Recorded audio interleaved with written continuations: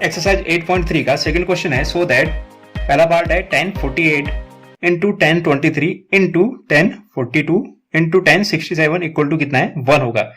तो क्लियरली अगर मुझे शो करना है LHS इक्वल टू RHS, तो RHS को तो सॉल्व किया नहीं जा सकता, LHS को सॉल्व करके हमें वैल्यू कितनी लानी पड़ेगी 1, और 1 आनी चाहिए क्योंकि ऑलरेडी ये क्या है इक्वल है, बस शो करना है, वेरीफाई करना है। तो LHS इक्वल टू लिख सकते हैं हम LHS इक्वल टू 1048, ठीक है।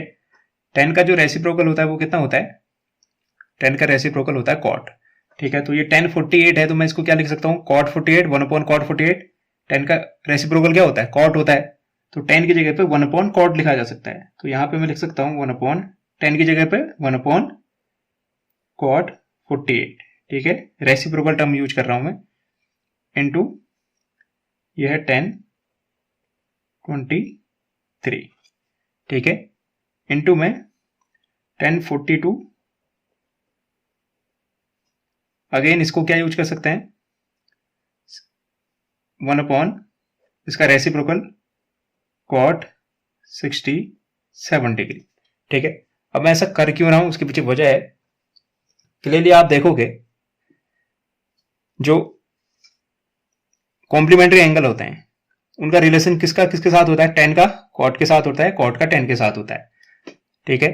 तो अगर यहां पे मैं इसको चेंज कर भी देता, अगर इसको मैं सपोज लिख देता 90 माइनस 42, तब भी मेरे पास कोई फायदा नहीं होता क्योंकि वो कन्वर्ट होकर क्या बन जाता, कॉट में बन जाता, और कॉट फिर सॉल्व नहीं हो जाता, ठीक है। तो मैंने इसको किस में कन्वर्ट कर दिया, इसका रेसिप्रोकल लिखा 1 अपॉन कॉट। अब कॉट और इस कॉट और इसके 10 के बीच में रिलेशन बन सकता है, इस कॉट और इस 10 के बीच में रिलेशन बन सकता है, और इस 10 और इस कॉट के बीच में रिलेशन बन सकता है। मेरे दिमाग में क्या चल रहा था, मेरे दिमाग में चल रहा था ये 48 है, ये 23 है, और ये 42 है, ये 67।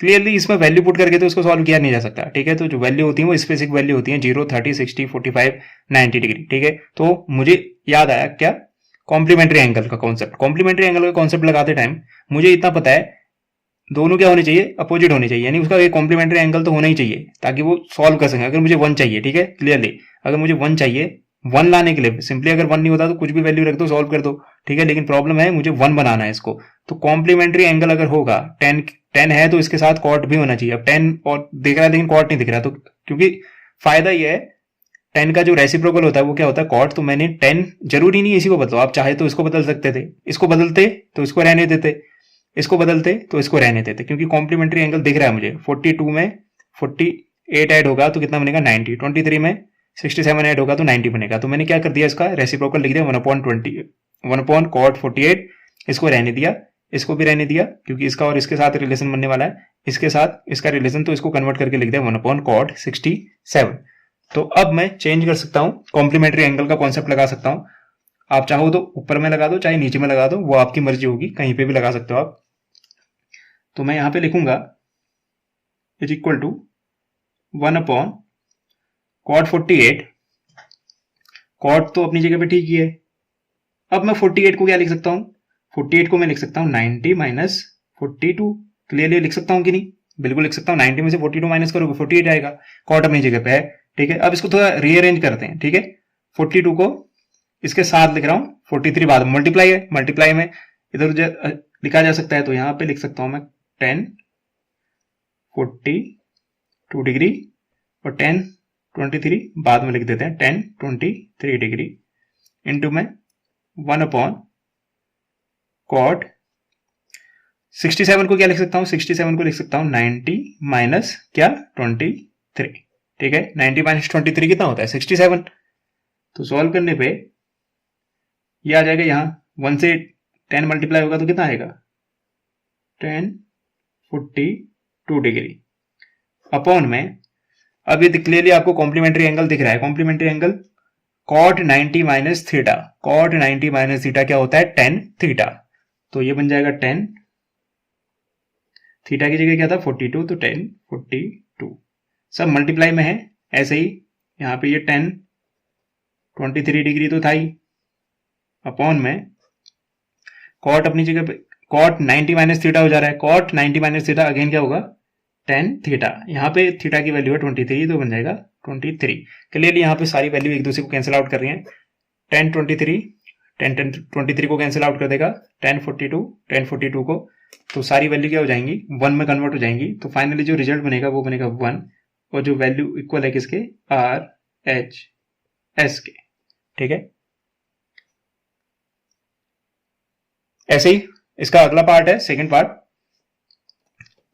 सेकंड पार्ट में हमको क्या सॉल्व करना है, सेकंड पार्ट है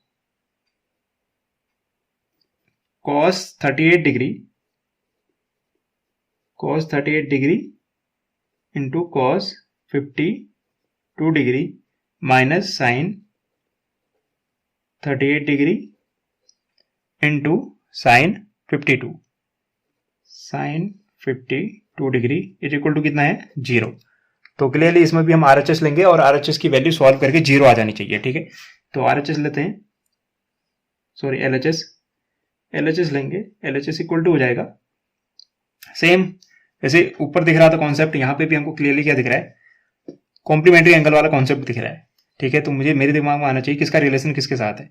क्लियरली 38 और 52 का रिलेशन आपस में है, तो दोनों को चेंज नहीं करना, दोनों में से किसी एक को चेंज करना है। ठीक है, अगर आप 38 को चेंज करते हो तो 52 को रहने दो, अगर आप 52 को चेंज करते हो तो 32 को रहने दो, दोनों में से किसी एक को चेंज करना। अगर दोनों को चेंज करोगे तो फिर वो कन्वर्ट हो जाएंगे। ठीक है, तो यहाँ पे पहले वाले टर्म में मैं क्या करता हूँ, cos 38 डिग्री को रहने देता हूँ इनटू इस cos को अपनी जगह पे रहने देता हूँ। 52 को क्या लिखा जा सकता है, 52 को लिखा जा सकता है 90 माइनस 38, 90 माइनस 38,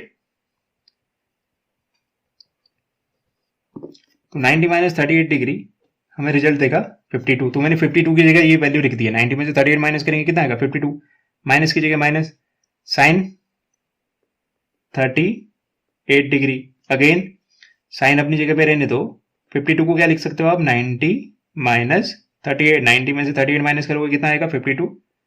तो यहाँ पे क्लियरली ये तो दिख रहा है हमें cos 38 इनटू में साइन, ये किस में बन जाएगा, cos 90 minus theta, cos 90 minus theta, इसका कॉम्प्लीमेंट्री एंगल क्या होता है, साइन थीटा।